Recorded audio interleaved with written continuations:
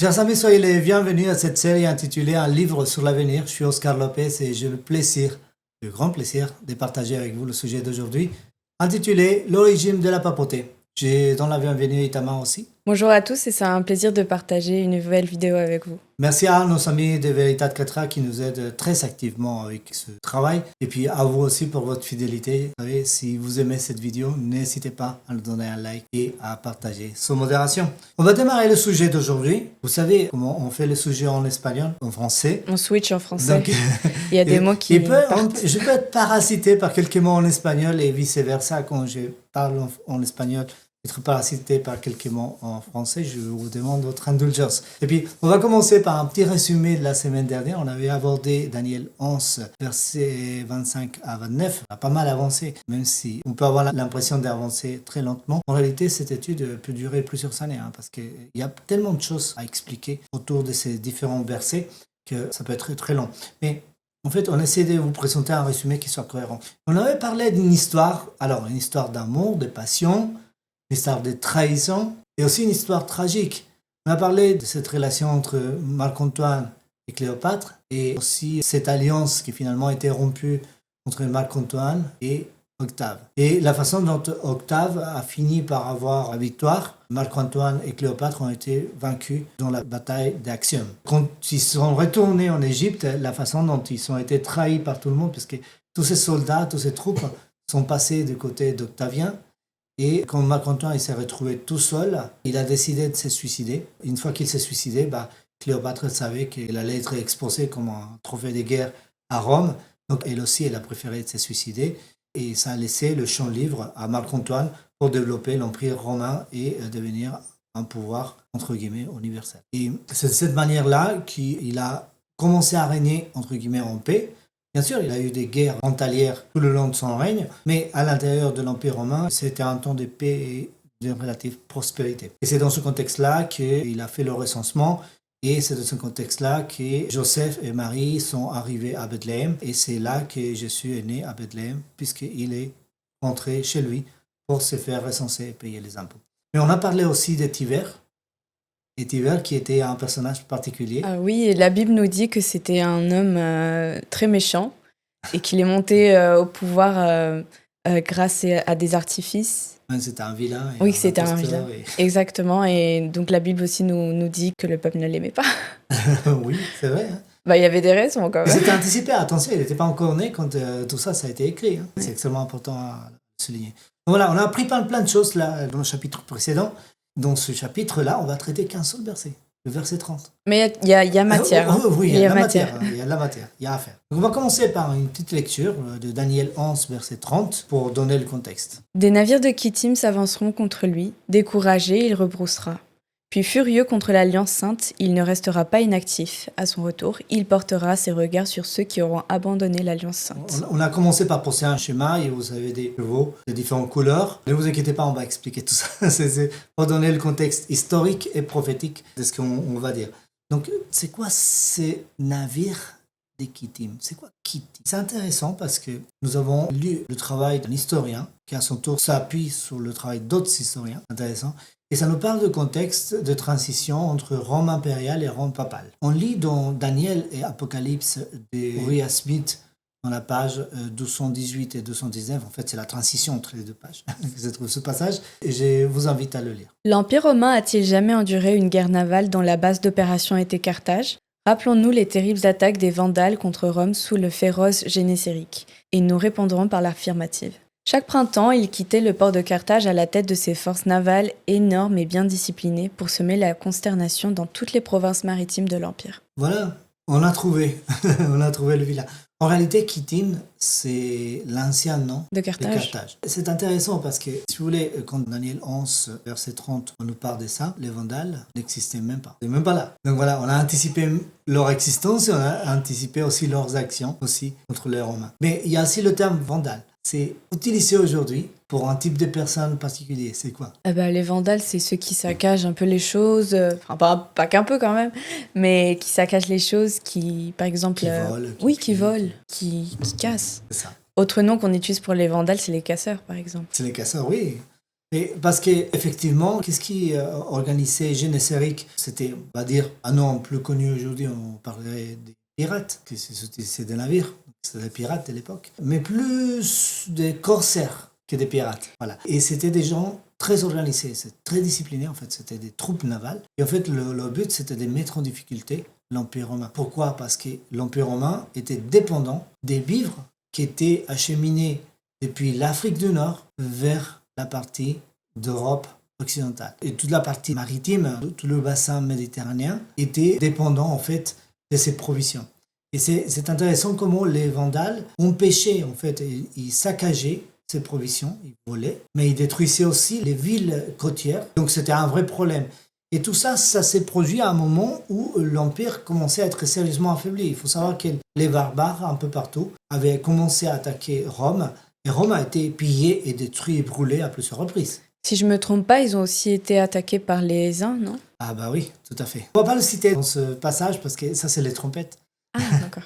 C'est les trompettes et encore, ce sont des prophéties très complètes et très complexes aussi, mais qu'on va pouvoir aborder. Si vous le souhaitez, n'hésitez pas à nous faire un commentaire. On va rajouter des sujets à notre liste. On va rajouter ces trois peuples. Donc il y a les Goths, les Vandales et les Hérules qui ont dominé, en fait, qui ont fait opposition à l'Empire d'Occident. Ça, c'est intéressant. Et au milieu de cela, on trouve Les Vandales. les Vandales avec Génézéric, qui a fait vraiment un travail de destruction des côtes sud de l'Empire romain. Si on va en détail, il nous dit le verset qui se décourage. Découragé, il rebroussera. Et pourquoi? Parce qu'on va parler des différents événements. En 330, qu'est-ce qui va se passer? 330. Ah, bah ça, on en a déjà parlé plusieurs fois. Ah oui? C'est quand la capitale est déplacée de Rome à Constantinople. Exactement, et ça a beaucoup d'importance puisque c'est à partir de là qu'un processus de dégradation de l'Empire romain commence. Et ce processus de dégradation va aussi favoriser l'émergence d'un nouveau pouvoir ou une nouvelle forme de pouvoir. On va dire que quelque part, l'Empire romain va continuer à exister mais sous une autre forme. C'est intéressant. Et donc, si on lit Daniel et Apocalypse de Uriah Smith dans la page 219, on va lire le suivant. Il s'affligera et se retournera.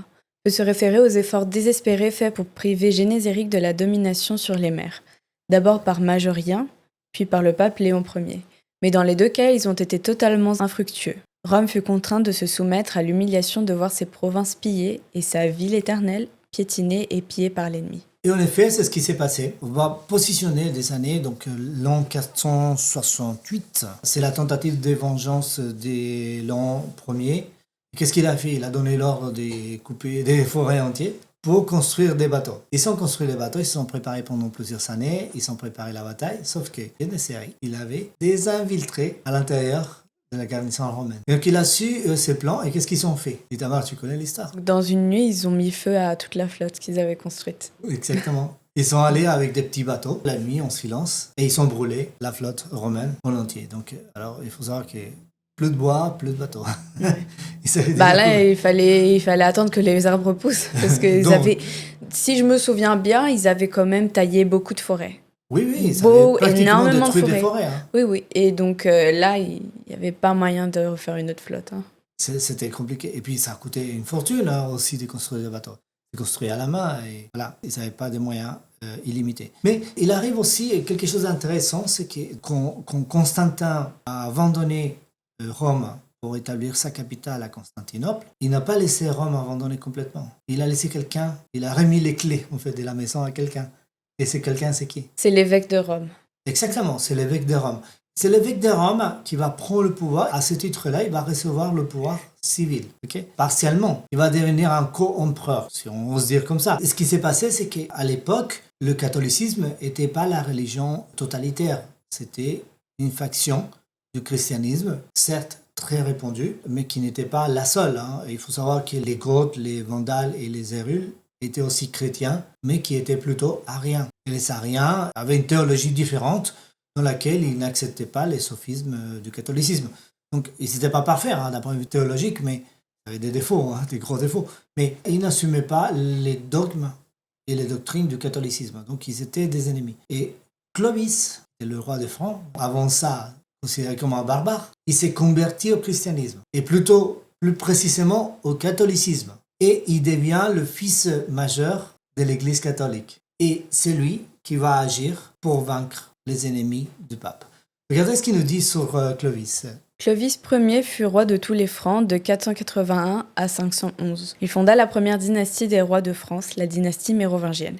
Il fut aussi le premier roi chrétien. Pour ces raisons, la plupart des rois de France étaient appelés Louis, une forme moderne de Clovis. Le nom Louis est dérivé du nom Clovis, donc Clovis, Louis. Donc c'est facile à comprendre la transition, qu'il y a quand même une consonne qui change. Voilà ce qui s'est passé. En 507, Clovis bat le Wisigoth. Et de cette manière-là, il enlève en fait le dernière opposition pour que l'évêque de Rome devienne plus puissant que l'empereur à Constantinople. Et c'est intéressant parce que quand Constantin a transféré la capitale à Constantinople, il a divisé l'empire en deux, Orient et Occident. Et donc il y a une espèce de pouvoir qui était plus ou moins équilibré. Mais avec ces événements-là, et quand l'évêque de Rome a réussi à vaincre ses ennemis, il est devenu plus puissant que l'empereur à Constantinople. Et ça pose problème, parce qu'en plus de ça, les Ottomans, ils ont fini par vaincre et conquérir Constantinople. Donc du coup, l'évêque de Rome est resté comme le seul pouvoir de l'Empire romain. Donc c'est de cette manière-là que cette transition s'est opérée. C'est intéressant, en 523, Bélisaire va conquérir le côte d'Afrique, donc il va vaincre définitivement les Wisigoths.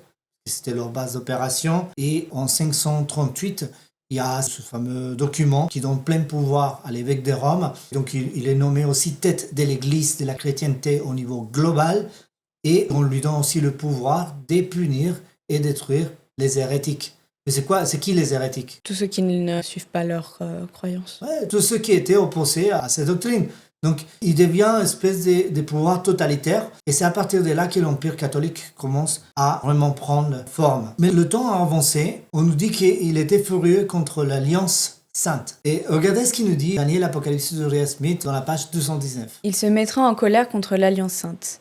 Il s'agit sans aucun doute de tentatives de détruire l'Alliance de Dieu par des attaques dirigées contre l'Écriture sainte, le livre de l'Alliance. Une révolution de ce genre eut lieu à Rome. C'est exact, parce que si on met des dates, en 1534, Martin Luther il finalise sa traduction de la Bible. Et bien évidemment, en 1517, il va poser ses 95 thèses sur les portes de cette église. C'est le début de ce mouvement. Et dans cette période-là, pendant tout ce temps-là, il va aussi travailler sur une traduction de la Bible en allemand. Et c'est finalisé en 534, donc la Bible peut commencer à être distribuée en langue allemande pour le peuple allemand pour qu'il puisse connaître la parole de Dieu. Mais en 1537, il y a aussi la Bible de Tyndale, une version anglaise de la Bible qui est publiée aussi. C'est intéressant parce que les gens, eux, ils étaient plus limités par les interprétations des prêtres concernant la parole de Dieu, mais ils pouvaient directement accéder à la parole de Dieu sans intermédiaire. Et la réponse de l'Église catholique, c'est le Concile des Trente, de 1545 à 1563. Ce concile avait pour but d'établir une réponse efficace à l'avancement de la réforme protestante. Parce que la réforme protestante était en train de mettre en péril la domination totale du catholicisme de l'époque. Et c'est intéressant comment ces choses se sont déroulées. Donc, ensuite, on peut lire des extraits parce que le Concile de Trente a donné, il me semble, des règles à respecter. Et il y a un extrait qui se trouve dans Daniel Apocalypse d'Uriah Smith, dans la page 220. Vous pouvez procurer ce texte. Je ne sais pas, je ne suis pas sûr si on peut le trouver en français sur la boutique Amazon, mais en tout cas, je sais qu'il est disponible un peu sur le net et un peu sur d'autres librairies ou des livres anciens. Je vais inviter Itamar à le lire. Le Concile de Trente promulgua à propos des livres interdits 10 règles qui, tout en semblant satisfaire le désir croissant de lire la parole de Dieu, furent insidieusement écrites pour le réprimer. Dans la 4e règle, le Concile interdit à quiconque de lire la Bible sans la permission de son évêque ou de son inquisiteur. Cette licence doit être basée sur un certificat de son confesseur qu'il ne risque pas d'être blessé en la lisant. Le Concile ajoute ces paroles catégoriques. Que si quelqu'un ose lire ou avoir en sa possession ce livre sans cette permission, il ne recevra pas l'absolution avant de l'avoir remise à son ordinaire. Ces règles sont suivies par la bulle de Pie IV, dans laquelle il est déclaré que ceux qui les enfreignent seront considérés comme coupables de péché mortel. C'est ainsi que l'Église de Rome essaya de régler ce qui était impossible d'empêcher complètement. Le fait qu'aucun disciple du pape n'ait autorisé à lire la Bible sans licence n'apparaît pas dans les catéchismes et autres livres d'usage courant parmi les catholiques romains de ce pays. Mais il est incontestable qu'elle forme la loi de cette Église. Exactement. Et ce qu'il faut comprendre, c'est que le catholicisme n'est pas à la base une religion biblocentrique, pas basé sur la Bible, parce que en fait la base du catholicisme c'est la tradition. Voilà, c'est pour mettre un peu de contexte. Voilà ce qui est apparu à cette époque-là. Donc le résultat, on peut le voir en image. Et là, on a une gravure de l'époque. C'était pour lui, en fait, pour un peu intimider les gens, ces dessins. Pour dire, voilà, si vous ne respectez pas, voilà ce qui vous attend. C'était torturé, brûlé vif. Il me semble aussi que l'Inquisition passait dans les rues avec des peintures, des dessins, justement qui montraient un peu les enfers, les personnes brûlées en enfer avec des diables ou des personnes qui brûlaient, justement pour faire peur aux personnes et pour les dissuader de lire la Bible. Exactement. Donc, c'était une période d'obscurité et de mort totale parce que ceux qui s'opposaient à cette façon de faire, ceux qui voulaient lire la Bible et apprendre par eux-mêmes, étaient souvent condamnés à mort. Et à la fin du verset, parce qu'on va quand même terminer le verset 30, Itamar, ça serait bien, on lit la chose suivante. Il portera ses regards sur ceux qui auront abandonné l'Alliance sainte. Qui sont ceux qui ont abandonné l'Alliance sainte? Donc si l'Alliance sainte, c'est la Bible, il y a un abandon de la Bible. Là, on va pouvoir parler de ces chevaux. Ils sont de différentes couleurs. Le cheval, ça représente l'Église. Et la couleur, c'est la pureté de l'Église, mais c'est aussi la victoire. Et on va lire dans le livre de l'Apocalypse, mais on ne va pas le lire en entier, parce qu'on a la liste de chacun d'entre eux. On va lire que le premier et le dernier. Je regardais et voici parut un cheval blanc. Celui qui le montait avait un arc, une couronne lui fut donnée, et il partit en vainqueur et pour vaincre. Je regardais et voici parut un cheval d'une couleur pâle.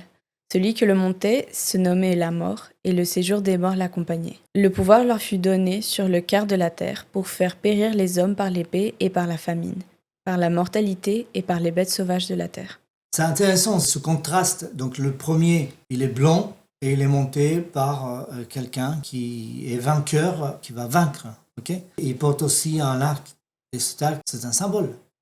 Rappelez ce qu'il a fait Dieu avec Noé. Après le déluge, il a fait une alliance, il y avait un arc. Donc c'est un symbole d'alliance. Donc ce personnage n'est peut-être autre que Christ. C'est le Christ qui dirige l'église primitive, qui était pure. Mais ensuite, il y a une période où le cheval est rouge. Et pour certains, c'est le sang des martyrs. Mais non, c'est pas du tout ça. Parce qu'il a eu plus de sang de martyrs dans la première période de l'Église qu'après. C'est qu'après la mort du dernier des apôtres, dans l'encens, la mort de l'apôtre Jean, les membres de l'Église ont commencé à être fatigués d'être persécutés.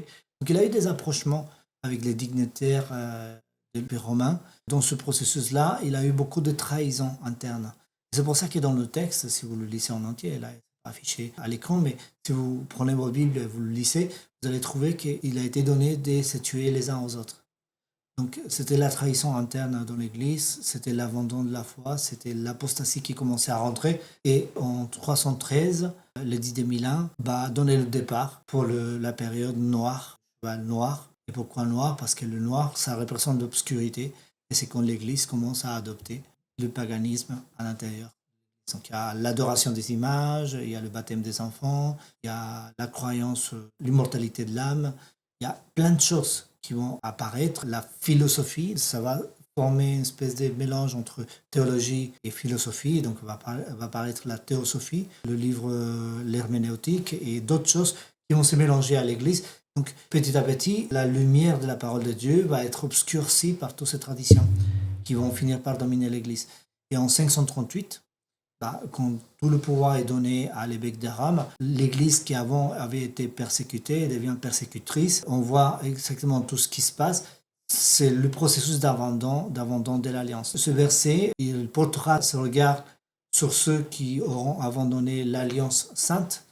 C'est sur ceux qui auront abandonné la Bible et la foi pure de l'Église primitive. Donc voilà le processus. C'est pour cette raison-là que j'ai mis ces éléments dans la graphique. Mais bien évidemment, ça peut être l'objet de toute une série sur cette partie-là. Il faut être patient parce que dans ce format de 30-40 minutes, quand on fait un sujet, on est en train de résumer des choses qu'on peut voir pendant des mois dans l'école prophétique. Donc si vous voulez approfondir davantage, je vous invite à nous rejoindre. C'est une inscription libre, vous pouvez venir vous connecter parce qu'on fonctionne essentiellement en ligne, mais ce sera avec grand plaisir qu'on vous accueillera. En tout cas, merci beaucoup pour votre attention. On va arrêter là le sujet. On va continuer la semaine prochaine avec cette aventure. Vous savez, tout ce qui est écrit ici, c'était écrit des centaines et des centaines d'années avant que cela se produise. C'est un livre sur l'avenir. Mais pour l'instant, on n'a parlé que du passé.